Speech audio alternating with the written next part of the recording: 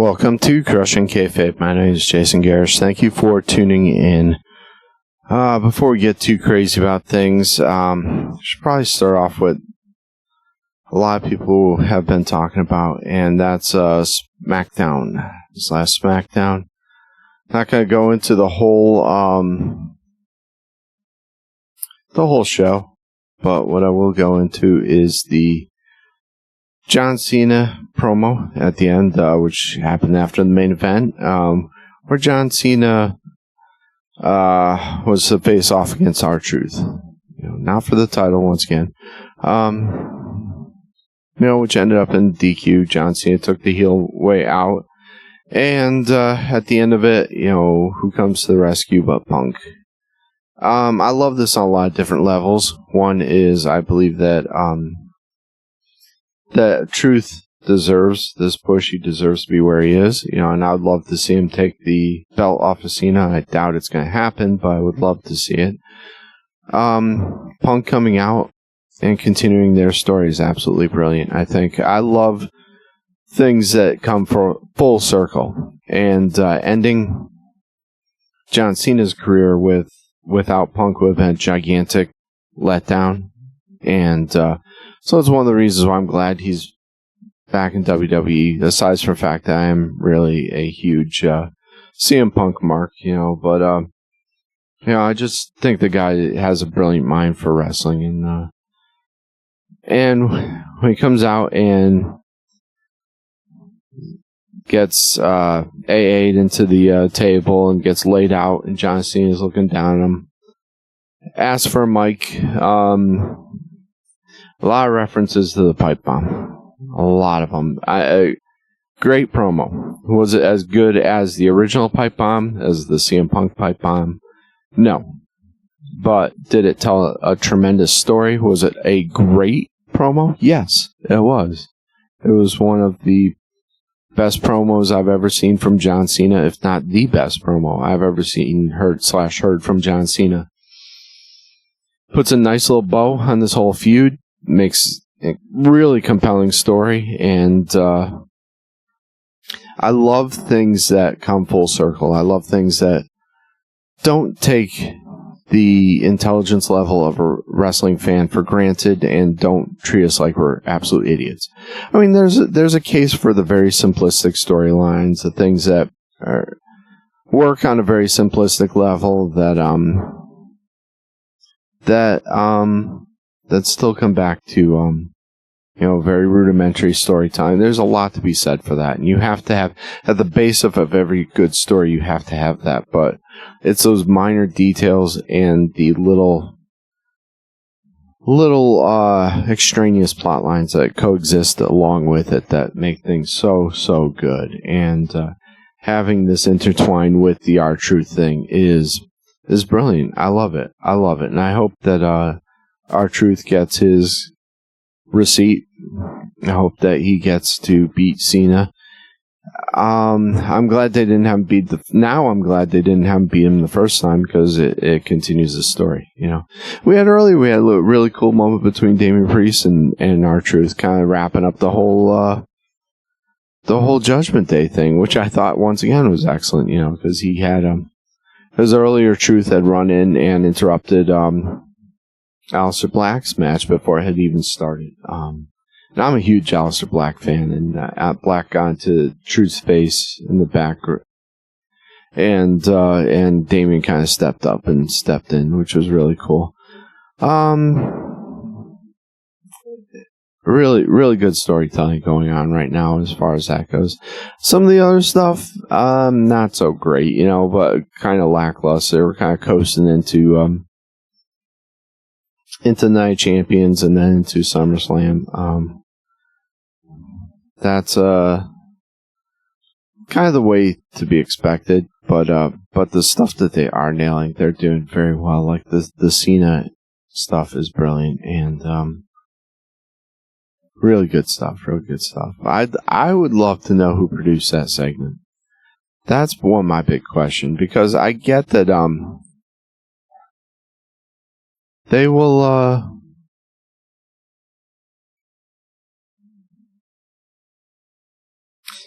they will, I think it's great that they're doing this.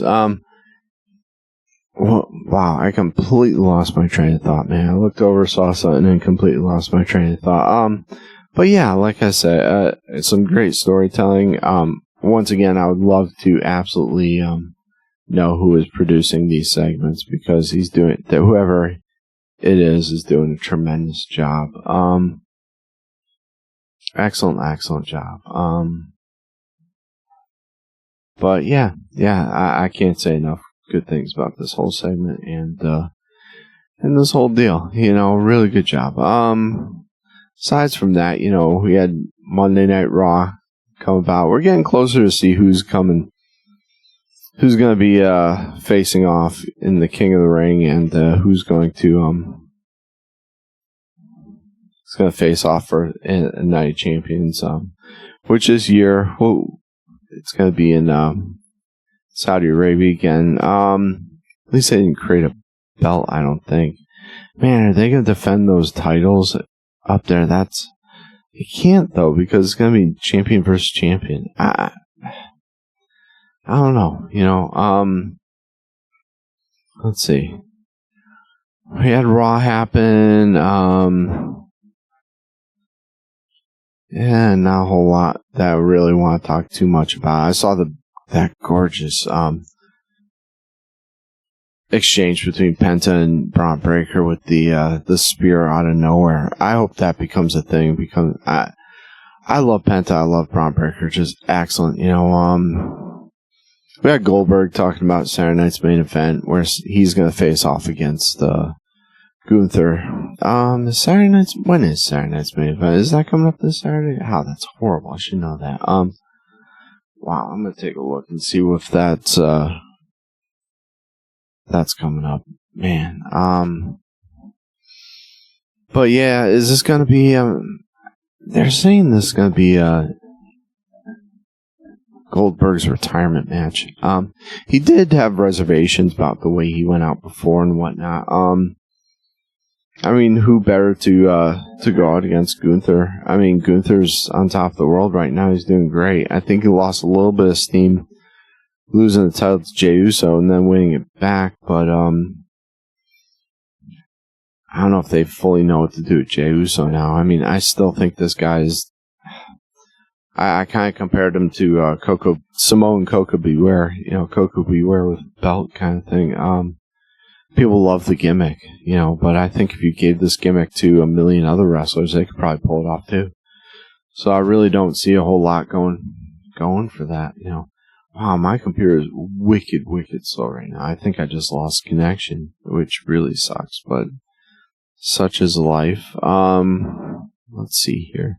Maybe I can bring it up on my other machine. I'm just wanted to see when Saturday night's main event was, and hopefully we can find that real quickly. But what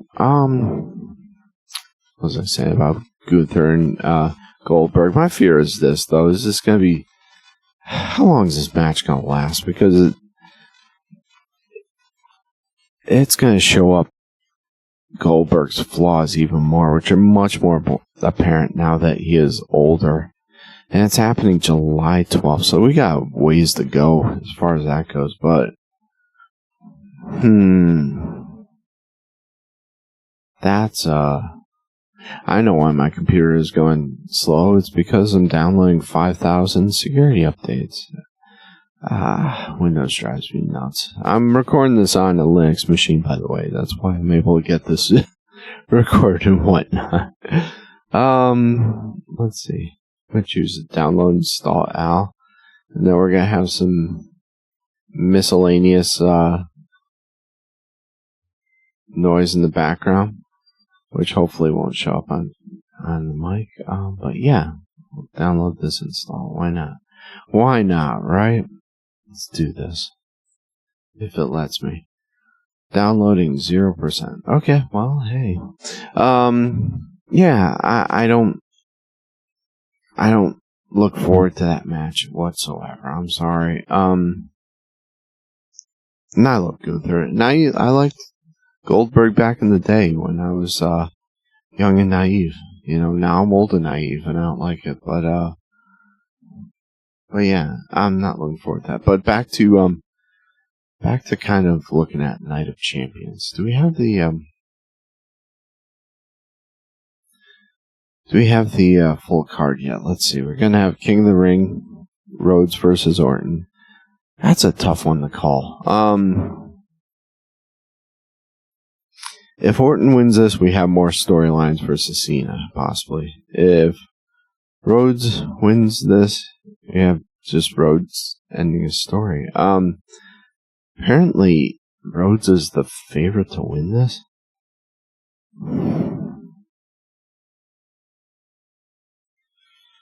You know, I'm going to go out on a limb here. And I'm going to pick Orton to win this, become King of the Ring, just so he can go after Cena. Oh, but then again, Rhodes needs his belt back. Where would he face off against? Would it be SummerSlam? And I'd have to figure out when his last match is. You know what? I take that back. Let's go with Rhodes on that one. I'm sorry. We have Sami Zayn versus Karrion Kross. You know, they've been teasing this kind of back and forth between Zayn and Kross. Kross is picking up a lot of steam right now. I'm glad. I like Kross. I think he's deserves much better than he's gotten. I really do. But I'm gonna pick Kross to win this. Not just because, you know, my personal liking of the guy, but I think that a win over Sami Zayn would catapult him into that next category. And I think and Sami doesn't have to win anything, to tell you the truth. The fans are going to love him regardless. So I think this could catapult Kross into the next upper tier. Queen of the Ring, Jade Cargill versus Asuka. Ouch. I'm going to have to go with Jade Cargill on this. Thou for the feud. I think it's going to make something interesting between her and Naomi in the future, you know. So yeah, because Naomi's probably going to cash in this thing pretty soon. She had a run in a couple nights ago, but I'm going to say Cargill with that, sorry. I'm going to say learn English myself, alright. Undisputed WWE Championship match, Cena versus CM Punk. Cena's got to retain this. Sorry. I love Punk, but I don't think he stands a chance at this. Women's Street Fight, Rhea Ripley versus Raquel Rodriguez. That's going to be a snooze fest. I love Ripley, and I'm rooting for Raquel Rodriguez, but Rhea's going to win that. United States Championship, Jacob Fatu versus Solo Sikoa. Jacob Fatu. Not even close. I don't see Solo winning that at all. Not a chance in heck. Jacob Fatu is too hot right now. He's probably moving way too much merch. I don't see it happening. Sorry. So yeah, that's kind of my Night of Champions predictions. You know, it's interesting. They kind of abandoned the concept with the belt that was exclusive to them there. Did they do that during Night of Champions yesterday? No, it might have been, right? I think it was. Yeah, because we had the champions face off against each other, and that's not happening this year, is it? That's interesting. Because typically you do have champions versus champions in that scenario. Interesting. Very interesting. They're taking a different approach this year. But yeah, those are kind of my predictions. I'm sure I'm going to bat 0 on them. But that's the cool thing about wrestling, and especially since Triple H has taken over, it hasn't been quite as predictable, although he has been kind of appeasing the fans a little bit lately. And I think TKO has been meddling in the booking a little bit, which pisses me off. But yeah, I think they have been just... I still don't know if the whole R-Truth thing was a work. I'm sorry. I don't know. I think it was legit, and then they saw how incredibly badly of a mistake they made, and reversed their decision. But, you know, we won't find out until 20 years from now in that shoot interview, when R-Truth will be close to 70 at that point, or over 70 at that point, which is wow. And he'll still look like he's 25. So, regardless, hey, my internet connection has been restored. Maybe I'll actually get this update going. And let's sit here.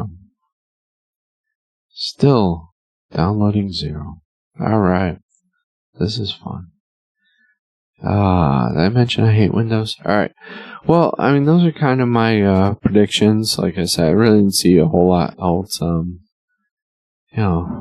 that kind of caught my attention that I really needed to talk about. But that's about what we got. So, a real short show today. Like I said, don't have a whole lot. Don't have a whole lot to talk about, but yeah. Let's go with that, and we'll see if I'm actually right after this Saturday. What do you think? But let's wrap the show up. And my computer continuously goes online, offline. The Windows machine, not the Linux machine, of course. But hey, yeah. If you're in the Western Tennessee area, go check out Then Now in Trenton. It's right in downtown Trenton, across from the courthouse, which is right in the square. It's real easy to find, but check them out. Then Now we've got a booth there actually, and you can go down there and tell them that Crushing Kayfabe sent you. When I say we, I mean my wife and myself. It's not labeled as Crushing Kayfabe, but so we have a lot of different things in there. Pretty cool. But yeah, check us out there. Check them out. Check us out on Patreon.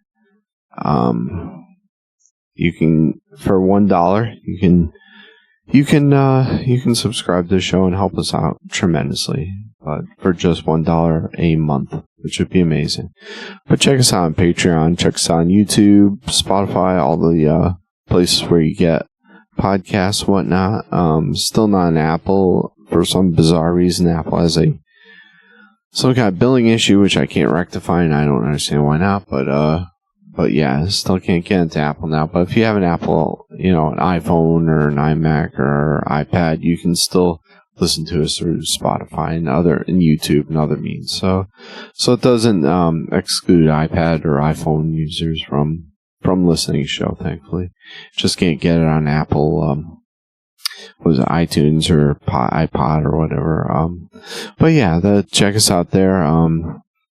Check us out on all the media sites, social media sites, and like I said, real short show, not a whole lot to talk about. I appreciate it, and thank you for tuning in, and God bless.